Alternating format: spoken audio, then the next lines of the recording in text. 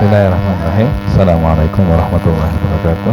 Waalaikumsalam. Alhamdulillah. Wassalatu wassalamu ala rasulillah wa ala alihi wa man wala wa man tabi'ahum bi ihsan ila yaumil qiyamah wa ba'du. Para peserta kamusa, semoga dirahmati Allah Subhanahu wa taala di mana berada. Alhamdulillah di sore ini kita diperjumpakan kembali oleh Allah Subhanahu wa taala dalam rangka untuk mengkaji sebagian dari ilmu agama Allah Subhanahu wa taala, lebih khusus yang berkaitan dengan ilmu pendidikan anak yang disarikan dari kitab Al-Jami' fi Ahkam wa Adab Sibyan, yang seperti biasa yang disampaikan oleh beliau guru kita Al-Ustaz Abi Idris Enggar Sultan Hafizahullah Ta'ala. Tak lupa salawat dan salam semoga senantiasa tercurah bagi junjungan kita Nabi Muhammad Sallallahu Alaihi Wasallam beserta keluarga, para sahabat dan pengikutnya hingga akhir zaman nanti. Dan alhamdulillah telah hadir bersama kita Ustaz Enggar Subhanallah di Rumah Tafsir Syekh Sunnah Nabawiyah Johana Ustaz Hurjarian Sleman Daerah Istimewa Yogyakarta. Untuk itu bila beliau kami persilahkan kepada Ustaz. Bismillahirrahmanirrahim. Assalamualaikum warahmatullahi wabarakatuh. Alhamdulillahi wahdah wassalatu wassalamu ala rasulillah wa ala alihi wa man walah wa man tabi'ahum bi ihsan ila yaumis sa'ah. Beserta kamu sayang tetap dirahmati Allah Subhanahu wa taala. Pertama kita bersyukur kepada Allah Subhanahu wa taala, di sore ini kita diberi kesempatan oleh Allah taala untuk melanjutkan bahasan dari kitab Al-Jami' fi Ahkam wa Adab Sibyan. Kita akan menginjak pada pasal yang ke-7, yaitu ta'limu sibyani ghaira lughatil Arab, yaitu mengajarkan anak selain daripada bahasa Arab. Jadi setelah pada bab ini pembahasannya taklim anak, mengajarkan anak bahasa Arab dan yang bisa terluruskan dengannya lisan,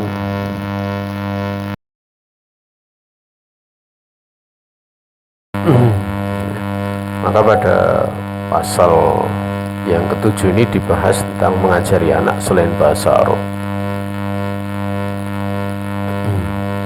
Mengajari anak selain bahasa Arab itu nanti cakupannya ada yang berkaitan dengan agama dan ada yang tidak berkaitan dengan agama. Ya.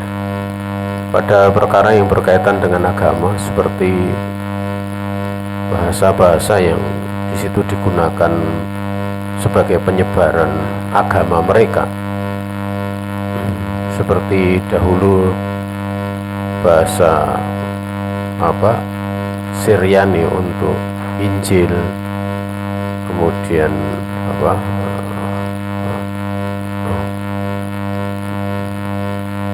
bahasa yang selainnya yang digunakan untuk Taurat, ya. Itu jelas sekali kaitannya dengan pembahasan seputar masalah bahasa yang berkaitan dengan agama, ya, seperti Syriani dan Ibrani misalnya.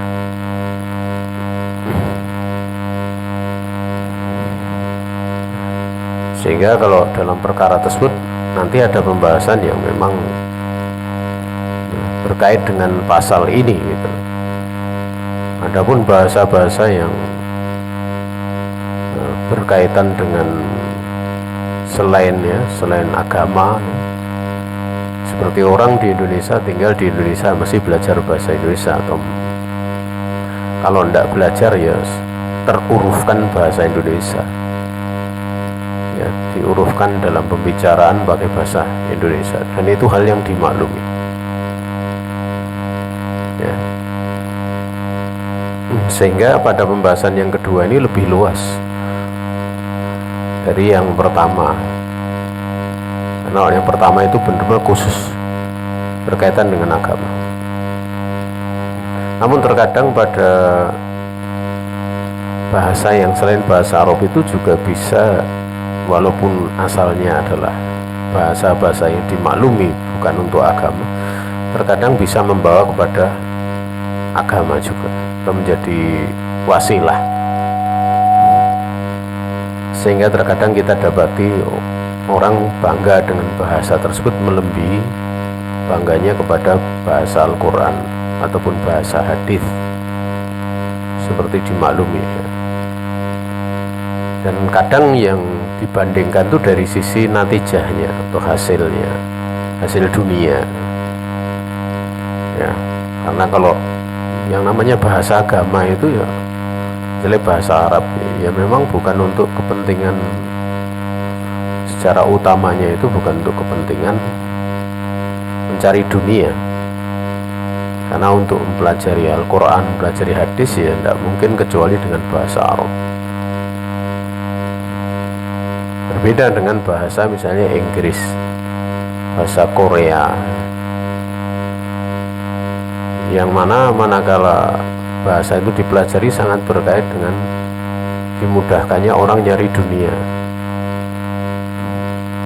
Dan memang hasil dunia ya memang besar gitu. Jadi kalau membandingkan dari sisi nilai dunia ya, maka jelas itu perbandingan yang tidak pas, karena agama itu kaitannya dengan masalah akhirat. Walaupun ada masalah dunia, tapi masalah utama masalah akhirat ya. Dibandingkan yang semata-mata masalah dunia gitu, atau untuk mendapatkan hasil dunia ya, tidak pas itu perbandingan seperti itu. Di sini an Kharijah ibni Zaid anna abahu Zaidan akhbarahu annahu lama qadima Nabi alaihi salatu wasallam al-Madinah qala Zaid duhiba bi ila Nabi fa'ujiba bi faqalu ya Rasulullah hadha gulamun min bani Najjar ma'ahu mimma anzalallahu alaika bid'a asrata suratan fa'ajaba dzalika Nabi alaihi salatu wasallam wa qala ya Zaid ta'allam li kitab Yahudi fa inni wallahi ma amanu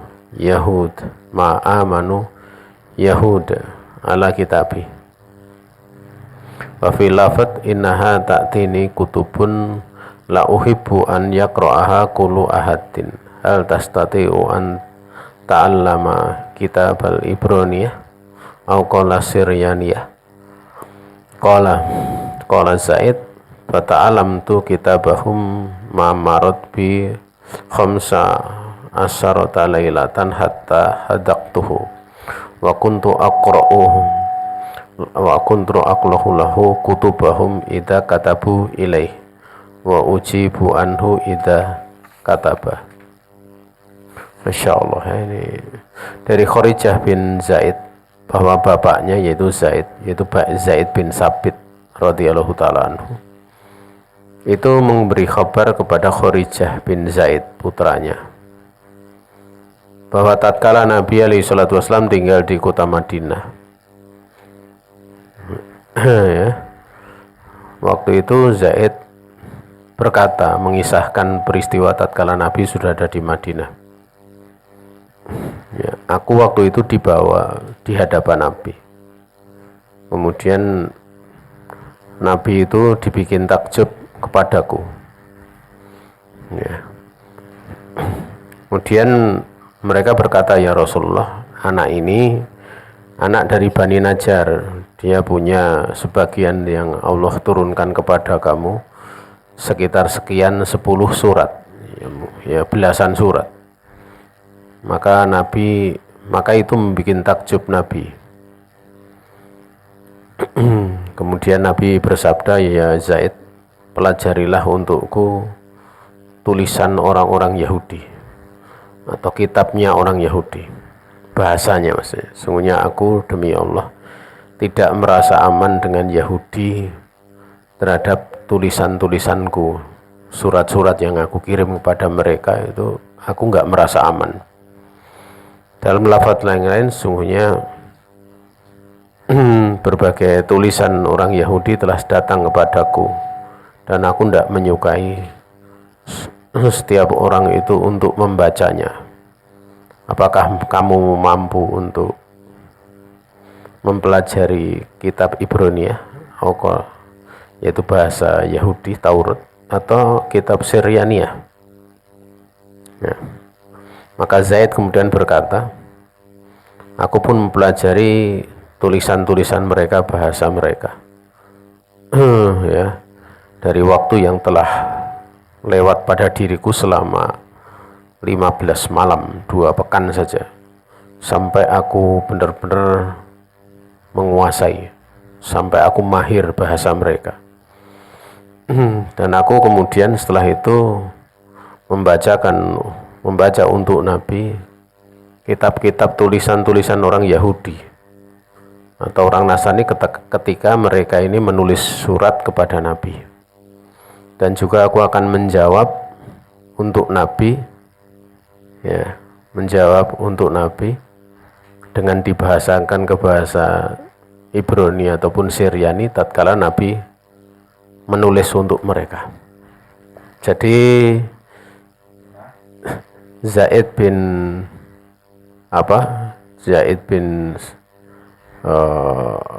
Sabit ini dia sebagai sekretarisnya Nabi gitu. Dia sebagai sekretaris dari Nabi alaihi salatu wassalam. Dari kisah ini, kenapa Nabi sampai takjub itu? Diterangkan oleh para ulama bahwa Nabi takjub itu karena dia itu sangat fasih itu, tanpa persiapan ditanya langsung bisa jawab. Ini orang-orang mungkin itu seperti itu. Ya, jadi tidak perlu besok ujian gitu, enggak, tapi memang langsung. Ya, makanya kalau ingin ngetes para ulama itu dulu enggak ada persiapan, tidak ada gitu. Ya, seperti pada saat Imam Bukhari dites itu ya enggak disuruh persiapan dulu. Dan biasanya orang-orang seperti itu memang orang yang sudah punya kesadaran, jadi nggak mikir mau dites atau enggak peduli. Yang penting dia memang menjaga ilmunya.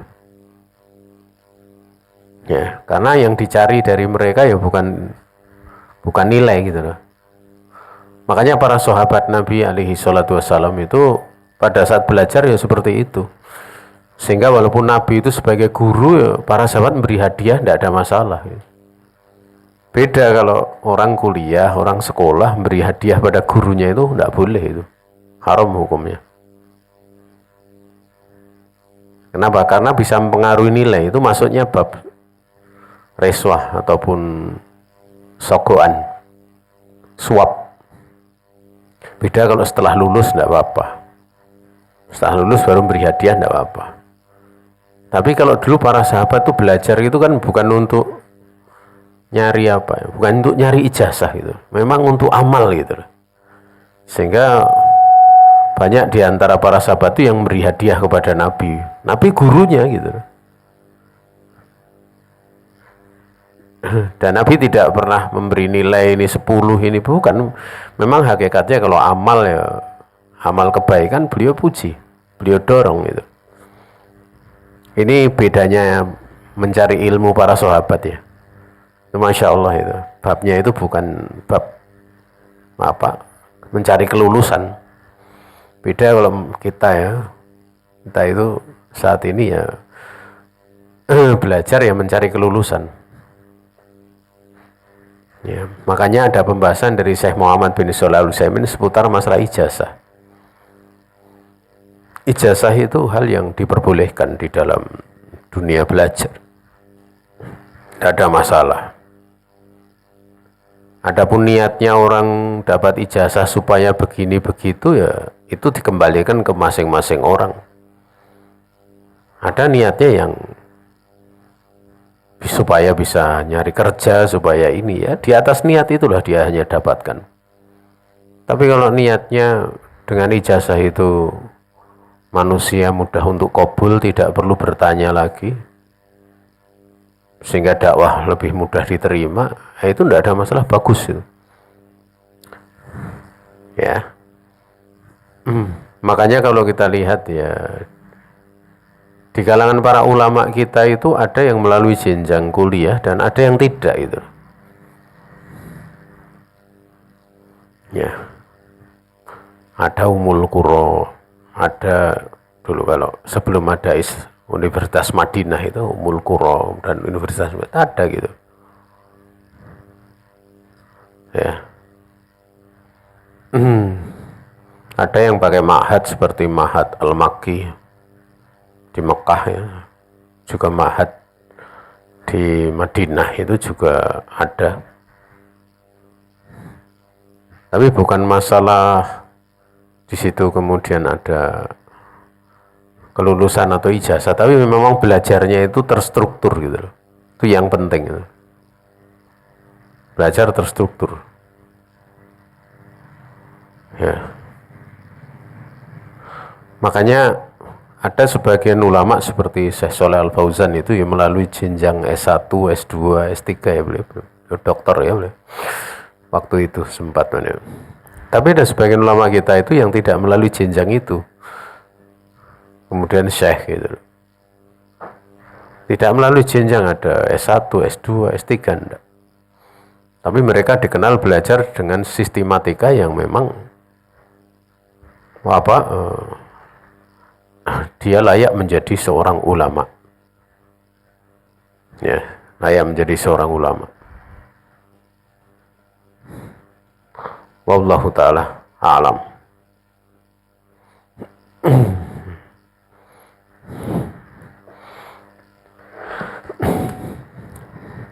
Kemudian orang-orang Ahlul Madinah mengatakan, ya Rasulullah, ini anak ini dari Bani Najjar. Dia punya hafalan sekian 10 surat. Dan waktu itu kan belum sempurna turun semua Al-Quran ya. Tapi sudah melebihi hafalan orang dewasa gitu.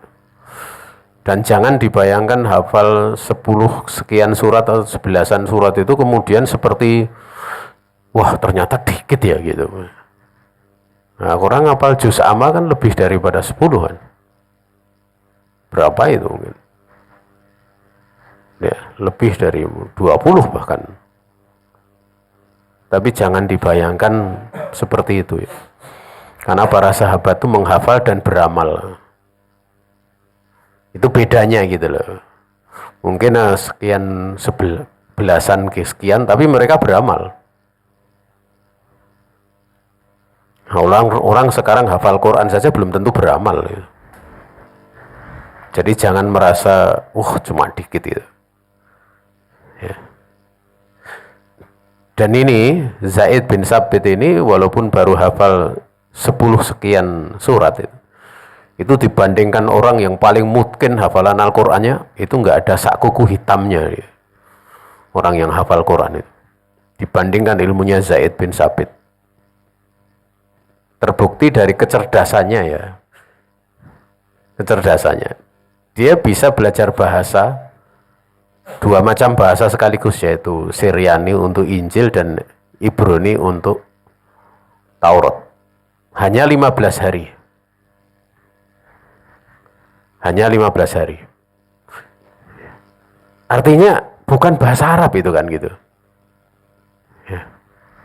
Kita saja itu belajar bahasa Arab bertahun-tahun aja nggak paham-paham gitu. Ya.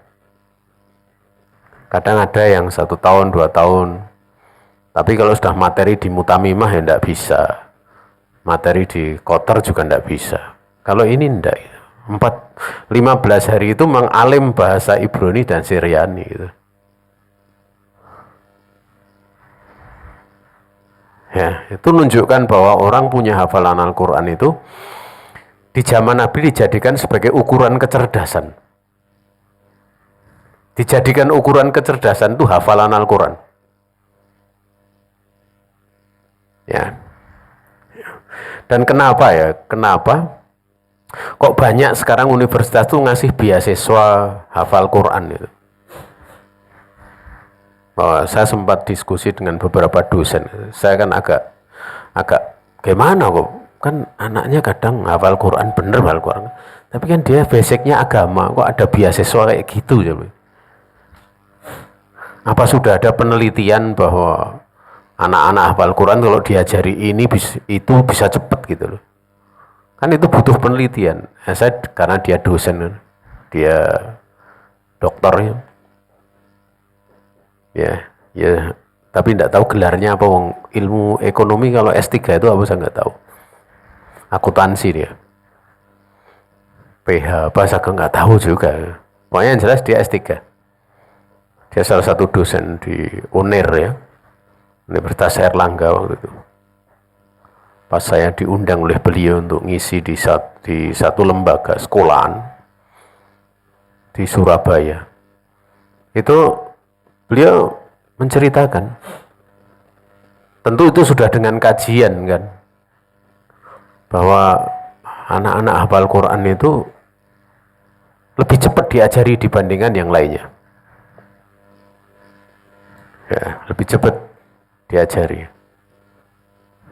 Dan juga pengalaman ya, saya pernah ketemu dengan salah satu pimpinan pondok pesantren yang mengasih beasiswa dari santrinya yang hafal Al-Quran. Kalau itu lebih fatal lagi. Maksudnya lebih fatal itu seperti ini, pelajaran umumnya itu benar-benar ya, yang penting lulus gitu loh. Dia cerita ke saya, yang penting lulus gitu, cukup gitu. Tapi yang anak hafal Quran dikasih rekomendasi beasiswa untuk masuk universitas itu dari pihak pondok itu. Kebetulan pondok itu punya link ke universitas. Ya. Dan waktu kuliah ya hasilnya nilainya bagus-bagus gitu, cerita. Dia menceritakan pengalamannya, bahkan sekarang ini yang lulusan sini hafal Quran sekarang udah jadi dosen gitu. Nah, baru kemudian saya berpikir, oh iya juga ya. Ya. Dan itu juga pernah saya lihat juga, nah, ada anak itu kalau hafal Quran, itu kalau ngapalkan cuma 10 menit, itu ngapalkan kitab 5 menit gitu. Yang lain setoran sampai pelajaran sebelumnya itu 2 jam menghafal usul salasah, menghafal apa gitu, matan kitab tauhid itu 2 jam sebelum pelajaran sudah menghafal. Kalau dia 5 menit sebelum pelajaran. Dan ini kalau ini saya lihat dengan mata kepala sendiri ya. Waktu itu kadang saya agak protes ya, karena kalau lainnya sudah sibuk murojaah, dia sepak bola gitu, mainan bola terus. Nah, karena hafal Quran itu, ya saya tanya ke santri yang lain itu, gimana itu? Oh itu Tat, jangan dibandingkan kami Tat, kami 2 jam sebelumnya udah murojaah. Oh, dia tuh 5 menit nanti itu mau sebelum pelajaran itu langsung hafal ya. Dan itu nyata gitu. Cuman ya adanya penghormatan bahwa jalur hafal Quran itu kemudian bisa masuk ini masuk itu ya satu bentuk penghormatan gitu. Tapi penghormatan orang awam gitu. Orang awam itu kalau menghormati kan pengen arahnya dunia, misalnya masuk fakultas kedokteran nanti hafal Quran jadi dokter gitu kan gitu. Itu kan penghormatan dunia. Sebenarnya kan dibutuhkan untuk orang-orang hafal Quran itu kayak misalnya ahli fikih kan gitu, ustadz kan seperti itu harusnya kan. Yang lebih dibutuhkan itu seperti itu, ahli fikih, bidang akidah, misalnya akidah, ahli bahasa Arab, itu yang hafal Quran, jalurnya cocok gitu loh. Walaupun mungkin kalau dia jadi pengajar, jadi ustadz hafal Quran, kemudian mungkin secara dunia ya nggak sementereng kalau jadi dokter gitu loh. Tapi kan memang jalurnya ke situ gitu loh. Jalurnya ke situ. Nanti repotnya itu gini loh, repotnya. Banyak dokter hafal Quran, akhirnya yang jadi ustadz itu, yang jadi pengajar itu yang memang kalau bahasanya itu yang belajar ini tidak sampai seperti itu ya. Akhirnya kayak dalam bahasanya kayak turahan gitu kan, jadi repot gitu loh. Karena ini kan jadi dilema gitu, satu dilema gitu.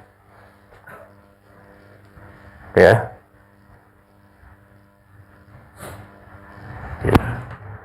Ya, jadi satu dilema. Ya baguslah kita melihat, karena cara menghormati orang awam itu memang seperti itu. Coba ini satu kisah ya, seorang ulama alul hadis itu saking sibuknya dengan hadis ya, itu dari sisi dunia itu sampai nggak sempat benahi sawang. Tahu bahasa Jawa sawang itu. Jadi yang belajar itu sampai melihat ada sarang laba-laba gitu di rumahnya. Ya saking sibuknya. Yang sibuknya. Itu kan gambaran bahwa kayak hal-hal seperti itu kadang sampai tidak terperhatikan. Bukan tidak mau memperhatikan, tapi memang karena istigol ya. Coba antara ngeresiki sawang sama ditanya tentang ilmu, tentu milih ditanya tentang ilmu. Ini pengalaman saja ya. Saya tuh kadang kalau ditanya, kadang ada WA nggak saya baca sampai berhari-hari, bahkan kadang seminggu lebih nggak saya baca. Pas saya baca, kasusnya itu sebenarnya udah dijawab langsung saat itu. Contoh misalnya keluar flek, ya setelah masa haid keluar flek, ini haid atau enggak ya? Saya ragu untuk sholat gitu. Coba itu kalau dijawab seminggu setelahnya, ikutan jadi persoalan gitu loh. Apakah dia seminggu setelah itu dalam posisi dia ragu tentang hari-hari yang kemarin keluar flek?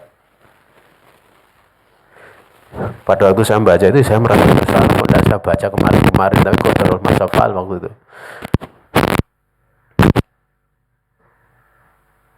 Ya, itu diantaranya. Jadi ada perasaan merasa bersalah gitu. Ini tanggung jawab itu. Ya. Apalagi kalau pertanyaan-pertanyaan seperti itu seringnya malah justru jabri gitu. Jabri nomornya nggak dikenal ya, kadang nggak saya baca, saya biarkan aja. Begitu dibuka, Allah musta'an. Kadang perkara-perkara sangat penting gitu. Itu salah satunya gitu. Itu menyangkut muamalah kepada Allah, nggak sembarangan. Kadang masalah pernikahan, masalah perceraian, macam-macam. Ya. Kadang ya yang memalingkan seperti itu karena dulu pesan dari guru-guru kami ya, sibukkan diri dengan mengajar gitu. Jadi pesan dari guru-guru itu. Jadi bukan menjawab pertanyaan, tapi mengajar. Karena kalau sebenarnya bertanya itu sudah ada bagiannya sendiri ya, tanya sama yang memang bidangnya di situ. Adapun mengajar itu dan tentu guru-guru kami dulu memberi nasihat untuk mengajar itu tentu beliau tahu kemampuan muridnya kan, sehingga mesti di situ gitu. Wallahu taala a'lam. Kemudian Nabi di sini takjub, menunjukkan bahwa ketakjuban pada perkara kebaikan itu tidak ada masalah ya. Bahkan ketakjuban Nabi tidak berhenti di situ, tapi Nabi kemudian beri amanah. Ini kalau dalam bahasa kita ini anak perlu dikasih beasiswa gitu. Perlu dikasih beasiswa. Dan kalau sekolah yang mengapa ya istilahnya, sekolah yang mengatasnamakan Islam ya mesti harus ada dua penilaian gitu loh. Misalnya kan pelajaran umum ada pelajaran agama. Tentu penilaian pelajaran agama itu jadi titik tekan gitu loh. Mosok namanya saja sekolah Islam, tapi penghormatannya kepada ilmu-ilmu bukan Islam, atau ilmu-ilmu yang sifatnya dunia. Nah ini nggak pas gitu. Makanya kadang saya tanya itu, ada sekolah Islam, gimana lulusannya yang hafalan Al-Quran paling banyak dikasih hadiah enggak? Kok yang dikasih nanti nilainya kelulusan paling tinggi, paling bagus, misalnya ujian nasionalnya bagus, dikasih hadiah. Tapi lulusan-lulusan yang hafalannya paling bagus dibiarkan begitu saja. Ini cuma pakai embel-embel Islam seperti itu. Ini orang ini lembaganya perlu diperbaiki. Juga kadang sekolah itu memperhatikan. Misalnya gelar S1 nanti ada tunjangan, tapi hafal Quran nggak dikasih tunjangan. Ini satu kebijakan yang aneh, Bu. Kebijakan yang aneh itu. Ya, kalau seperti itu. Ya. Jadi ini perlu, ya. Kadang enggak paham masalah seperti itu. Pengennya semangat Islam tapi cara menerapkannya seperti itu. Ini enggak pas itu. Kadang ya saya lihat ada lembaga seperti itu. Ya. Wallahu ta'ala alam. Untuk apa ya? Untuk perbaikan seperti itu mesti diperhatikan gitu ya. Kalau misalnya mau. Ya. Ya memang secara asal tidak dibandingkan ini kaitannya dengan ketulusan ke agama, kemudian ini selainnya gitu. Tapi kalau di beberapa tempat ya, semacam di negara Saudi ya, itu yang jalur ini ya juga dihormati gitu loh, diberi penghormatan, kelayakan gitu. Ya. Wallahu ta'ala a'lam.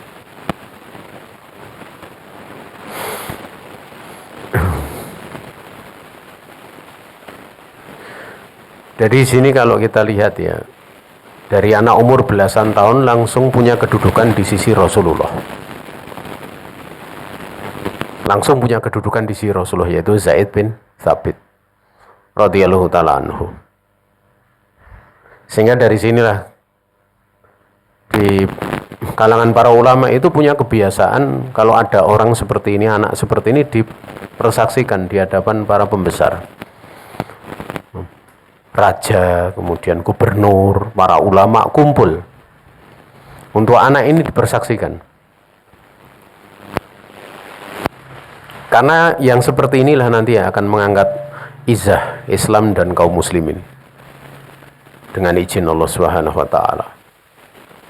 Kefasihan, kepandaian, kecerdasan. Dan tentu kecerdasan yang terbaik di sini digunakan kecerdasan itu untuk menjaga agama Allah.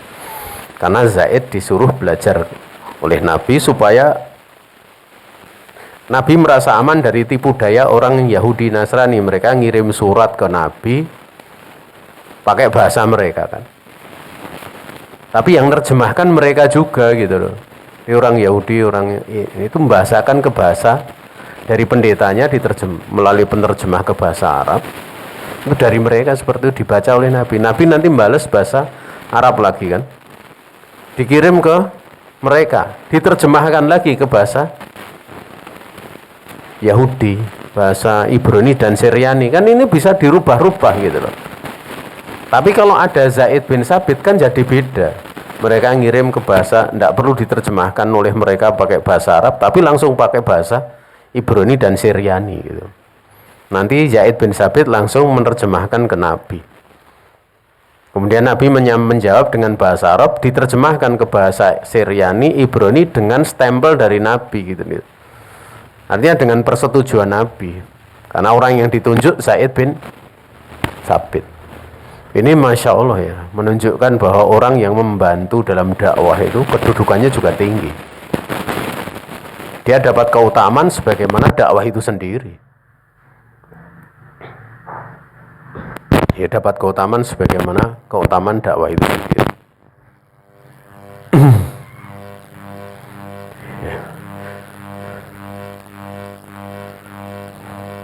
Wallahu ta'ala alam.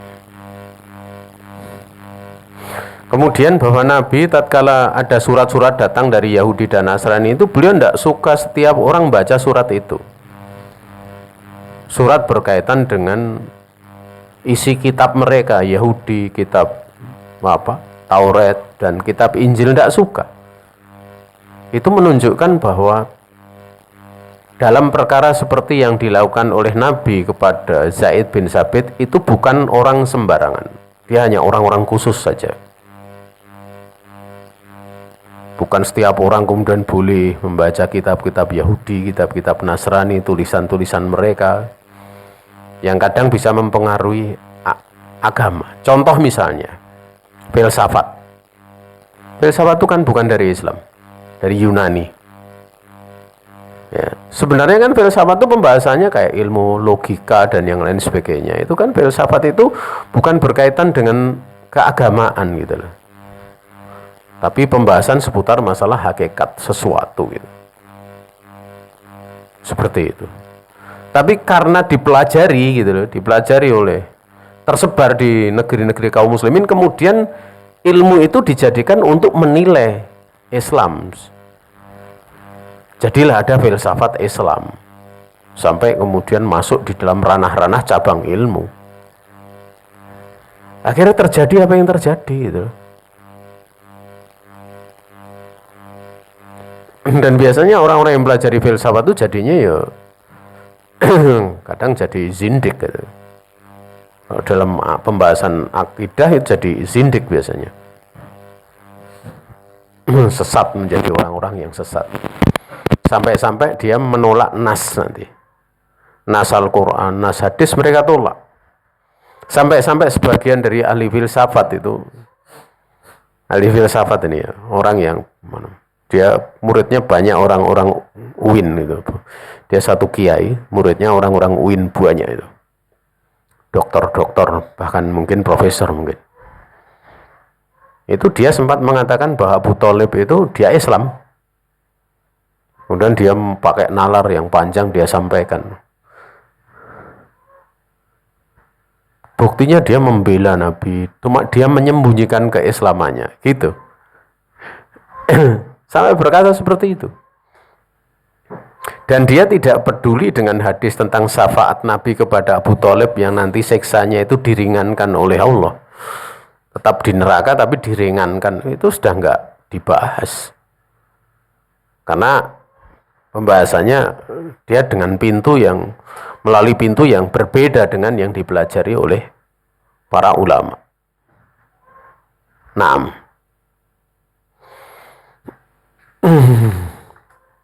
Kemudian jamaah yang dirahmati Allah Subhanahu wa taala, Nabi langsung menawari, apakah kamu mampu untuk mempelajari tulisan Ibrani dan tulisan Syriani atau tulisan Syriani? Jadi Nabi sebelum memberikan tugas itu pun beliau bertanya gitu, mampu enggak kamu gitu. Ya.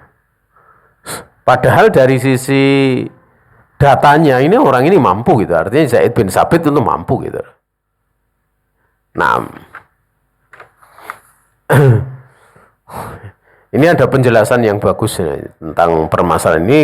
Apa yang disampaikan baru sifatnya apa? Penjelasan umum gitu. Penjelasan umum. Ya. Dikarenakan waktu tidak mencukupi ya, besok kita bahas ya lebih lanjut dan bagaimana ada sekitar 8 syarat ya. Ya. Atau bahwa mempelajari bahasa orang kafir dan dialek orang-orang non-Arab untuk anak itu tidak berlaku mutlak setiap anak gitu. Sebagaimana ahli ilmu telah menaskannya. Yang demikian itu karena beberapa perkara. Beberapa perkara. Wallahu ta'ala alam. Tapi ingat ya, ini ya, pembahasan ini sangat berkaitan dengan bahasa agama ya. Nanti bagaimana kalau bahasanya bukan bahasa agama, seperti bahasa Inggris, kan kita ada bahasa Inggris. Ya kalau bisa misalnya ada pelajaran seperti itu ya. Kalau toh SD ya kelas 5 atau minimal kelas 4 lah. Tapi lebih bagus kalau kelasnya lebih. Anak SMP nanti mungkin bisa. Tapi itu tidak ada kaitannya dengan agama. Ya. Wallahu ta'ala a'lam. Mungkin ini yang bisa disampaikan di sore ini. Kalau ada pertanyaan kami persilahkan sebelum kita tutup. Kami mengucapkan jazakallahu khairan kepada Ustaz Enggar atas yang telah disampaikan. Kita masuk ke sesi berikutnya yaitu tanya jawab. Silahkan bagi peserta kajian, baik peserta online maupun offline yang ingin bertanya secara langsung ataupun melalui tulisan.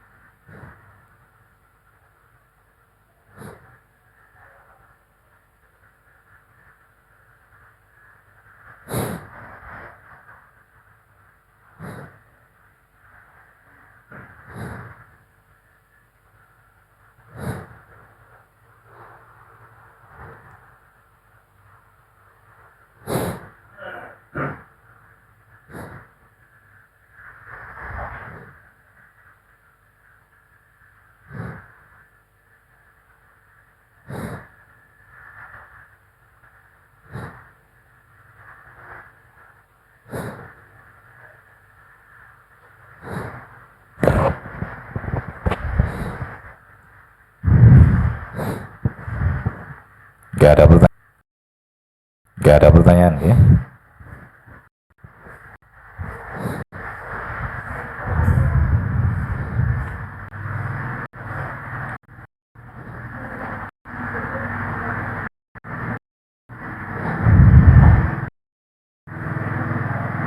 Baik, dikarenakan tidak ada pertanyaan, kita langsung ke sesi berikutnya yang terakhir, yaitu penutupan. Sebelum ditutup, saya selaku pembawa acara demikian pula mewakili rekan-rekan panitia yang bertugas memohon maaf jika terdapat banyak kekurangan dalam penyelenggaraan talim di sore hari ini. Kita mohon taufik kepada Allah Subhanahu wa taala agar kita dapat mengamalkan apa yang sudah kita pelajari. Kita akhiri talim di sore ini dengan doa kafaratul majlis. Subhanakallahumma wa bihamdik asyhadu an la ilaha illa anta astaghfiruka wa atubu ilaik. Wassalamualaikum warahmatullahi